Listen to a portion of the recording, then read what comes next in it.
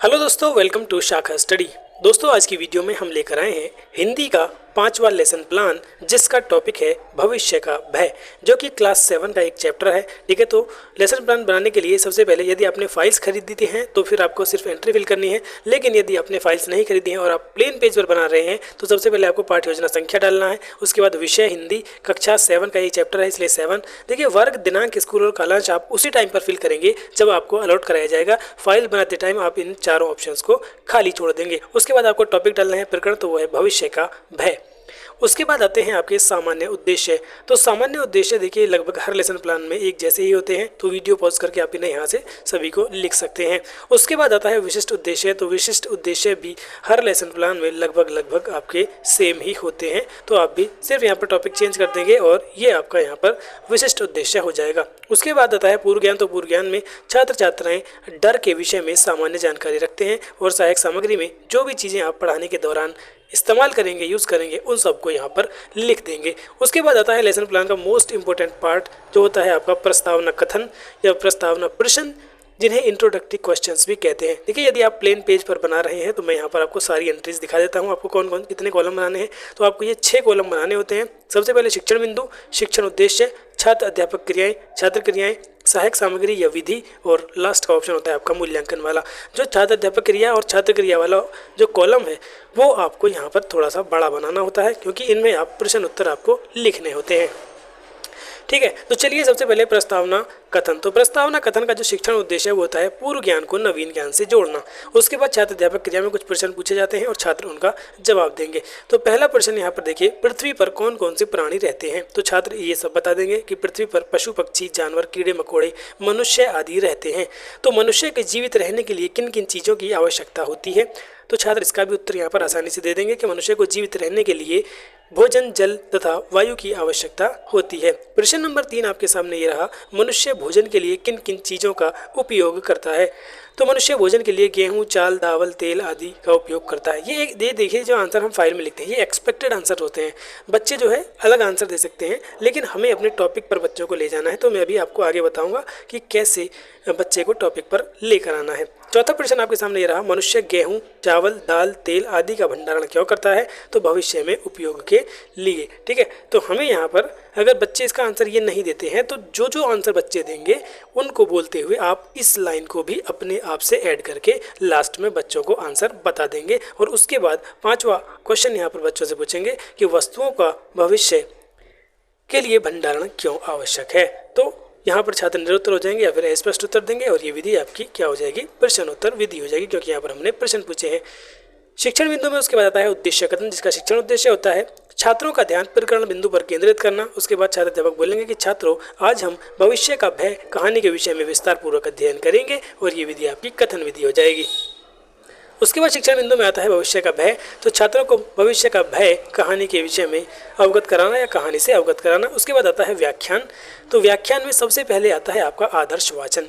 ठीक है, तो हिंदी का जो लेसन प्लान है वो थोड़ा सा अलग होता है, और इसी तरह से आपका इंग्लिश का भी लेसन प्लान होता है, लेकिन हिंदी वाले इंग्लिश नहीं बनाएंगे, तो मैं यहाँ पर हिंदी का ही आपको बताऊँ। सबसे पहले आदर्श वाचन। तो आदर्श वाचन में क्या होता है कि छात्र अध्यापिका या अध्यापक छात्रों को शुद्ध शब्द, शुद्ध उच्चारण, विराम चिन्हों का उचित ध्यान रख, उचित आरोह अवरोह के साथ प्रस्तुत गद्यांश का आदर्श वाचन करेंगी। यानी कि ये पूरा जो चैप्टर है स्कूल से लेकर और धुलवा रही थी तक पहले किसको पढ़ना है, आपको पढ़ना है। जो आपने मतलब फाइल बनाई है, मतलब जो छात्र अध्यापक या अध्यापिका हैं उनको पढ़ना है। पूरे हर चीज़ का अपना आपका उच्चारण शुद्ध होना चाहिए, शब्द शुद्ध होना चाहिए, विराम चिन्हों का ध्यान, कहाँ पर आपको आरोह अवरोह करना है, यानी कहाँ पर आपको तेज पढ़ना है, कहाँ पर धीमा पढ़ना है, इन सब चीज़ों का ध्यान रखते हुए पूरे चैप्टर को पढ़ना है। इसी को आदर्श वाचन कहा जाता है। उसके बाद क्या आता है, उसके बाद आता है आपका अनुकरण वाचन। तो अनुकरण का मतलब होता है रिपीट करना।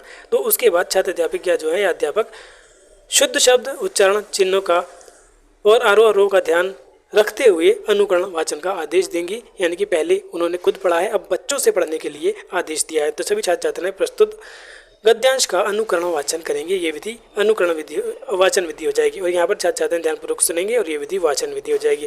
दोस्तों, मैं यहाँ पर आपको एक बहुत इंपॉर्टेंट इन्फॉर्मेशन देने वाला हूँ। देखिए, यदि आप बीएड कर रहे हैं, अब देखिए बीएड प्राइमरी से तो बाहर हो चुका है, इसलिए अब आपको यहाँ पर बीएड के बाद एमएड कर ही लेना चाहिए, क्योंकि इसके बाद आपके पास बहुत सारे ऑप्शंस ओपन हो जाते हैं।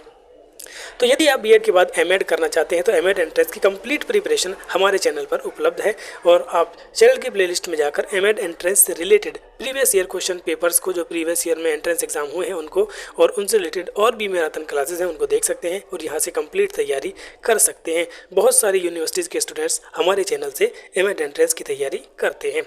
ठीक है, तो चलिए इसके बाद आते हैं हम अगले पेज पर। अगले पेज पर सबसे पहले आता है आपका शुद्ध उच्चारण। तो शुद्ध उच्चारण में देखिए, छात्रों के शब्दकोश में शुद्ध उच्चारण की वृद्धि करना। ठीक है, इसको यहाँ पर सही कर लें, भर्ती नहीं वृद्धि है।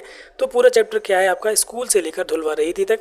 उसके बाद आता है आपका उच्चारण संशोधन। तो छात्र अध्यापिका पाठ में आए कठिन शब्दों को श्यामपट्ट पर लिखकर छात्रों द्वारा बोले गए अशुद्ध शब्दों का शुद्ध उच्चारण कराएंगी। यानी कि पहले हमने क्या किया था, तो सबसे पहले आदर्श वाचन किया था, जैसा कि आपने ऊपर देखा यहाँ पर आदर्श वाचन किया। उसके बाद छात्रों से अनुकरण वाचन कराया और अनुकरण वाचन में छात्रों को जो जो कठिन शब्द आए हैं उनको ब्लैक बोर्ड पर लिखना है और आपको उनका शुद्ध उच्चारण कराना है।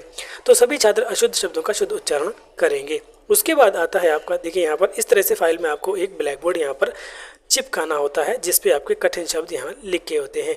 इस तरह से दिनांक, विषय, उपविषय, प्रकरण, कक्षा, वर्ग, कालांश और समय अवधि लिखनी होती है और उसके बाद जो कठिन शब्द हैं उनको यहाँ पर लिखकर श्यामपट्ट आपको एक फाइल में चिपका देना है। उसके बाद आते हैं आपके कठिन निवारण पर। तो छात्रों को कठिन शब्दों का अर्थ अलग अलग विधियों द्वारा स्पष्ट कराना, ये इसका क्या होता है, शिक्षण उद्देश्य होता है। तो छात्र अध्यापिका या अध्यापक पाठ में आए कठिन शब्दों का अर्थ अनेक विधियों द्वारा स्पष्ट कराएंगी और सभी छात्र आदेशानुसार कठिन शब्दों का अर्थ अपनी उत्तर पुस्तिका में लिखेंगे। यहाँ पर भी देखिए आपको एक ब्लैक बोर्ड लगाना होता है क्योंकि यहाँ पर क्या है, उनका अर्थ जो जो कठिन शब्द आए हैं उनका अर्थ अब अलग अलग विधियों से यहाँ पर स्पष्ट कराना होता है। मैंने यहाँ पर सिर्फ क्या है कठिन शब्द लिख दिए हैं, लेकिन इनका हमें क्या है यहाँ पर अर्थ बताना होता है अलग अलग विधियों से। अलग अलग विधि का मतलब क्या है, जैसे हम यहाँ पर छात्रों को उसका पर्यायवाची बता सकते हैं या उसका विलोम शब्द बता सकते हैं, उसको वाक्य में प्रयोग करके बता सकते हैं। यानी कि कहने का मतलब ये है कि कठिन शब्द बच्चे की समझ में आना चाहिए, हमें ऐसी विधि वहाँ पर यूज़ करनी होती है। ठीक है, इसके लिए आप पहला वाला जो हमारा काकी वाला लेसन प्लान है उसको ज़रूर देखें, उसमें मैंने और अच्छे तरीके से यहाँ पर समझाया हुआ है। अगले पेज पर आता है आपका मौन वाचन। तो छात्रों में तीव्र गति से स्वयं अध्याय कौशल का विकास करना इसका शिक्षण उद्देश्य होता है। तो छात्र अध्यापिका छात्रों को पढ़ाए गए गद्यांश को शांतिपूर्वक मौन वाचन का आदेश देंगी और सभी छात्र आदेशानुसार गद्यांश का मौन वाचन करेंगे। ये विधि आपकी मौन वाचन विधि हो जाएगी। दोस्तों, आप हमारा टेलीग्राम चैनल भी ज्वाइन कर सकते हैं जहां से आपको एमएड से रिलेटेड इन्फॉर्मेशन मिल जाती है और एमएड से रिलेटेड जो एमएड एंट्रेंस से रिलेटेड मटेरियल है वो भी यहाँ पर आपको प्रोवाइड कराया जाता है। इसलिए आप या तो डायरेक्टली इस लिंक से जाएं या फिर टेलीग्राम पर जाकर और सीधा @शाखा स्टडी लिखेंगे तो आप हमारे चैनल पर पहुंच जाएंगे। ठीक है, उसके बाद आते हैं आपके बोधात्मक प्रश्न, यानी कि जो अब हमने देखिए कई बार पढ़ लिया है। पहले आदर्श वाचन हुआ, अनुकरण वाचन हुआ, कठिन निवारण हुआ, मौन वाचन हुआ। तो इतना करने के बाद बच्चों की समझ में चैप्टर आ जाता है। उसके बाद हम यहाँ पर कुछ प्रश्न पूछेंगे, बोधात्मक प्रश्न।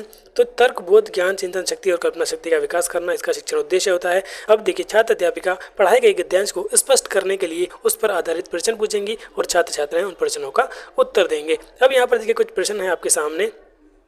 तो स्कूल से आकर तुलतुल ने क्या नहीं किया। तो स्कूल से आकर तुलतुल ने न तो खाना खाया और ना ही पार्क में खेलने गई। ये ऐसे ही आपको, ये बिल्कुल आपको एक सीध में लिखने हैं। आपकी फाइल में क्या होगा, लाइंस होंगी, यहाँ पर लाइंस नहीं है इसलिए थोड़ा सा आगे पीछे हो गया है। प्रश्न नंबर 2 है, दादी माँ क्या बोल पड़ी। तो दादी माँ ने यह बोला कि आ गई बहादुर लड़की। जब आप चैप्टर पढ़ेंगे तो ये सारी चीज़ें आपके सामने आएंगी। यहाँ पर क्वेश्चन के आंसर में आपको दिख रही है। मुंह फुलाकर चुपचाप कौन बैठ गया। तो तुलतुल मुंह फुलाकर चुपचाप बैठ गई। प्रश्न नंबर 4, सभी लोग किसको दोष दे रहे थे। तो सभी लोग तुलतुल को दोष दे रहे थे। ये विधि आपकी प्रश्न उत्तर विधि हो जाएगी। उसके बाद दोस्तों आपका आता है समापन कथन। तो समापन कथन में क्या बोलेंगे कि छात्रों, आज हमने भविष्य का भय कहानी के विषय में विस्तार पूर्वक अध्ययन किया और ये विधि आपकी कथन विधि हो जाएगी। चलिए उसके बाद आते हैं अपने लास्ट पेज पर और यह आता है आपका श्यामपट्ट सारांश, जिसका शिक्षण उद्देश्य होता है छात्र सीखे हुए ज्ञान को सारांशित कर सकेंगे। देखिए, हिंदी का जो लेसन प्लान होता है उसमें फाइल में आपको कई सारे श्यामपट्ट चिपकाने होते हैं, जैसा कि आप यहाँ पर भी देख सकते हैं। तो छात्र सीखे हुए ज्ञान को सारांशित कर सकेंगे। तो यहाँ पर क्या करना है, जो भी आपने चैप्टर पढ़ाया है उसकी आप कठिन शब्द लिख सकते हैं, शब्दार्थ लिख सकते हैं, यानी कि बच्चों को जो जो चीज़ें रह गई हैं मेन टॉपिक्स ब्लैक बोर्ड पर लिखकर यहाँ पर सारा चैप्टर रिकॉल करा सकते हैं। और फाइल में आपको यहाँ पर एक ऐसा ही ब्लैक बोर्ड चिपकाना होता है। उसके बाद पुनरावृत्ति प्रश्न यानी छात्रों का पूरे प्रकरण से संबंधित ज्ञान का मूल्यांकन करना। तो अब फिर से प्रश्न पूछेंगे पूरे चैप्टर में से। तो प्रश्न नंबर 1, तुलतुल कौन है? तो तुलतुल एक छोटी लड़की है। किताब का थैला किसने रखा था? तो किताब का थैला तुलतुल ने रखा था। प्रश्न नंबर 3, आज से तुलतुल क्या क्या काम करेगी? तो आज से तुलतुल बर्तन धोएगी, झाड़ू पोछा करेगी, मसाला पीसेगी आदि काम करेगी। ये विधि आपकी प्रश्नोत्तर विधि हो जाएगी। उसके बाद आता है गृह कार्य, तो जिसका शिक्षण उद्देश्य होता है छात्र सीखे हुए ज्ञान का स्थायीकरण कर सकेंगे। तो छात्र अध्यापिका छात्रों को भविष्य का भय कहानी के विषय में प्रश्न याद करके लाने का आदेश देंगी। सभी छात्र छात्राएं पाठ से संबंधित प्रश्न उत्तर याद करके आएंगे। तो सभी छात्र गृह कार्य को अपने उत्तर पुस्तिका में नोट करेंगे और ये विधि आपकी गृह कार्य विधि हो जाएगी। तो दोस्तों इस तरह से हिंदी का ये लेसन प्लान यहाँ पर कंप्लीट हो जाता है। हम बहुत ही जल्द यहाँ पर बीएड फर्स्ट और सेकेंड ईयर की प्रैक्टिकल फाइल्स भी आपको प्रोवाइड कराने वाले हैं। उसके अलावा आप हमें डिफरेंट सोशल मीडिया अकाउंट्स पर भी फॉलो कर सकते हैं। हमारे यहाँ पर लगभग सभी विषयों के लेसन प्लान उपलब्ध करा दिए जाएंगे। देखिए ये लेसन प्लान पहले से उपलब्ध थे, जो हमारा मेन चैनल था शाखा स्टडी के नाम से, उस पर ये सारी चीज़ें उपलब्ध थी, लेकिन वो चैनल डिलीट हो गया था 3 मई 2023 को। उसके बाद हमने दूसरा चैनल बनाया था शाखा स्टडी 2 के नाम से, इसलिए हमको अब ये मॉडिफाई करके फिर से सारे लेसन प्लान्स यहाँ पर अपलोड करने पड़ रहे हैं। इसलिए यहाँ पर थोड़े से आपको सपोर्ट की भी ज़रूरत है। आपको यहाँ पर पूरे लेसन प्लान्स मिलेंगे, लगभग 40 लेसन प्लान्स हर सब्जेक्ट के आपको देखने के लिए यहाँ पर मिल जाएंगे। बहुत ही जल्द हम फिजिकल साइंस और मैथमेटिक्स के लेसन प्लान भी यहाँ पर आपके लिए अपलोड करने वाले हैं। ठीक है दोस्तों, तो इस तरह से ये लेसन प्लान भविष्य का भय हिंदी क्लास 7 का कंप्लीट हो चुका है। मिलते हैं नेक्स्ट वीडियो में कुछ और लेसन प्लान के साथ, तब तक के लिए बाय बाय।